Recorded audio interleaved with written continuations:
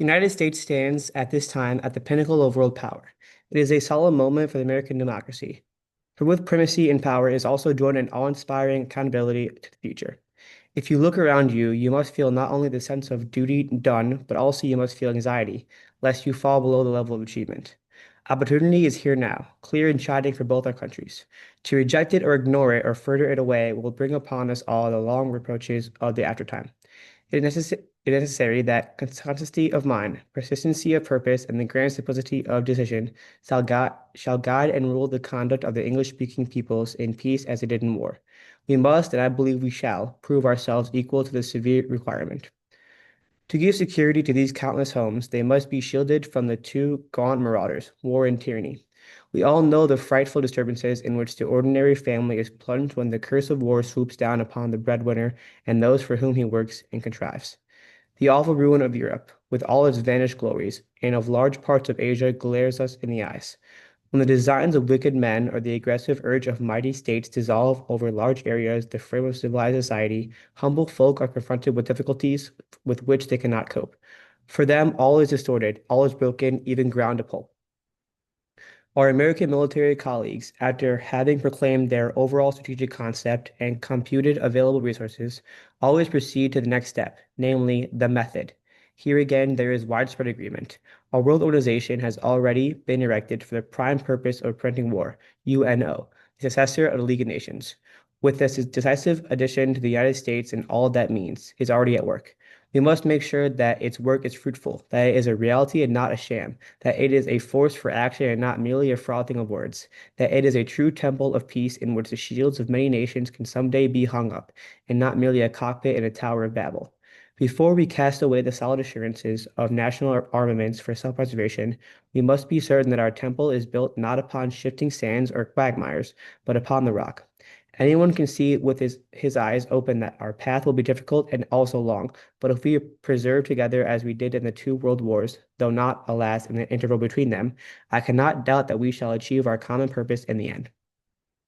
It would nevertheless be wrong and imprudent to entrust the secret knowledge or experience of the atom bomb, which the United States, Great Britain, and Canada now share, to a world organization while it is still in its infancy. It would be criminal madness to cast it adrift in this still agitated and ununited world.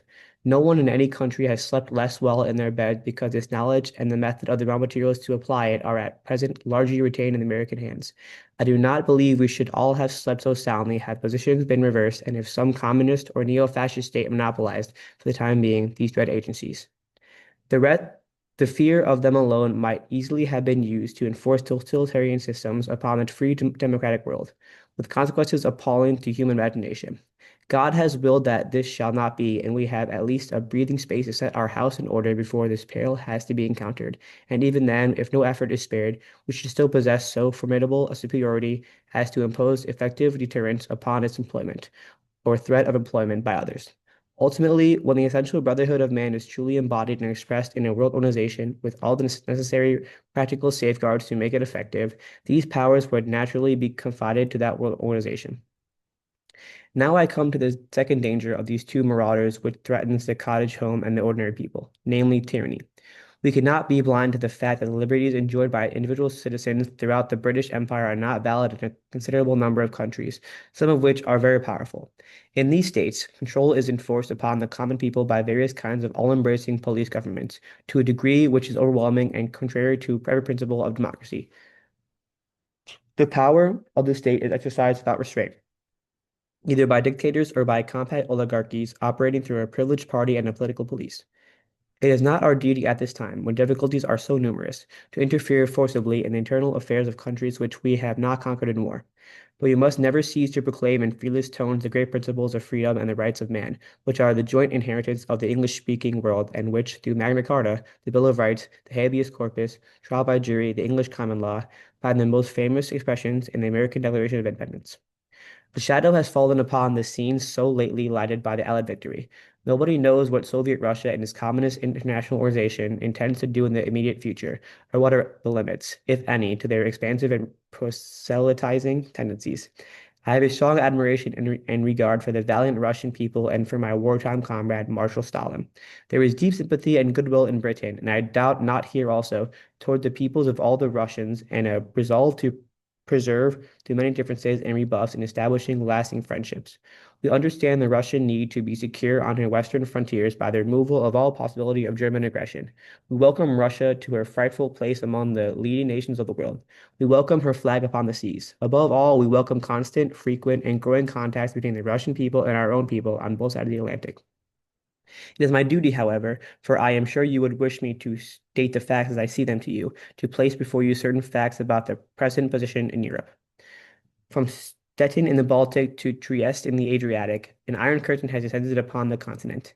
Behind that line lie all the capitals of the ancient states of Central and Eastern Europe: Warsaw, Berlin, Prague, Vienna, Budapest, Belgrade, Bucharest, and Sofia. All these famous cities and the populations around them lie in what I must call the Soviet sphere, and all are subject in one form or another, not only to Soviet influence, but to a very high and, in many cases, increasing measure of control from Moscow.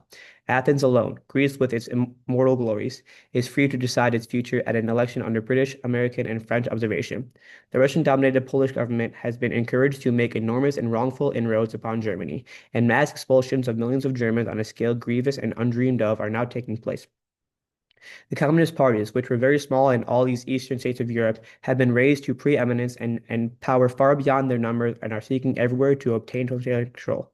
Police governments are prevailing in nearly every case, and so far, except in Czechoslovakia, there is no true democracy. Turkey and Persia are both profoundly alarmed and disturbed at the claims which are being made upon them and at the pressure being exerted by the Moscow government.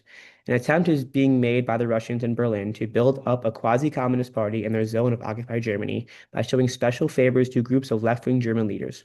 At the end of the fighting last June, the American and British armies withdrew westwards, in accordance with an earlier agreement, to a depth at some points of 150 miles upon a front of nearly 400 miles, in order to allow our Russian allies to occupy this vast expanse of territory which the Western democracies have conquered.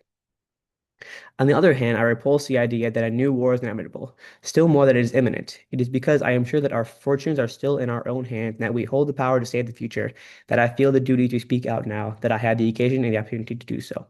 I do not believe that Soviet Russia desires war. What they desire is the fruits of war and the indefinite expansion of their power and doctrines.